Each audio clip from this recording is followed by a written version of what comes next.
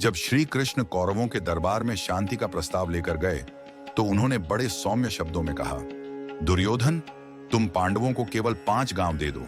वे राजपाट नहीं चाहते। यदि तुम यह करोगे तो युद्ध टल सकता है। लेकिन दुर्योधन, जो अपने अभिमान में चूर था, हंसते हुए बोला, मैं सुई की नोक जितनी जमीन भी नहीं दूंगा तो गांव देने का तो सवाल ही नहीं उठता।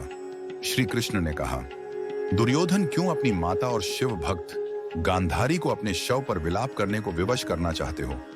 इसके बाद दुर्योधन ने अपना घमंड चरम पर दिखाते हुए कहा, श्री कृष्ण, मैं तुम्हें भी बंदी बना लूंगा ताकि पांडव बिना तुम्हारे समर्थन के हार जाएं। यह सुनते ही भगवान श्री कृष्ण मुस्कुराए और कहा, दुर्योधन, मुझे बंदी बनाओगे?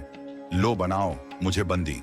जैसे ही दुर्योधन ने अपने सैनिकों को आदेश दिया, भगवान श्री कृष्ण ने अपना विराट रूप प्रकट कर दिया। पूरा दरबार प्रकाश से भर गया।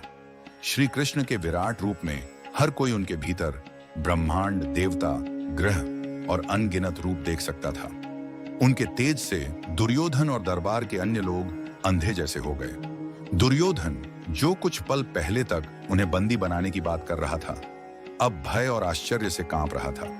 यहां तक कि भीष्म, द्रोण और विदुर भी श्री कृष्ण के इस रूप को देखकर श्रद्धा में झुक गए। श्री कृष्ण ने स्पष्ट शब्दों में कहा, दुर्योधन, तुम्हारा अहंकार तुम्हारा पतन तय करेगा। यह अंतिम अवसर है, शांति का मार्ग चुन लो। लेकिन याद रखना, अधर्म की हार और धर्म की विजय सुनिश्चित है। यह दृश्य न केवल दुर्योधन की हार की भविष्यवाणी थी, बल्कि श्री कृष्ण की अद्वितीय महिमा का प्रमाण भी। दुर्योधन के अहंकार और अधर्म ने उसे अपनी विनाशकारी राह से हटने नहीं दिया और वही कुरुक्षेत्र युद्ध का कारण बना।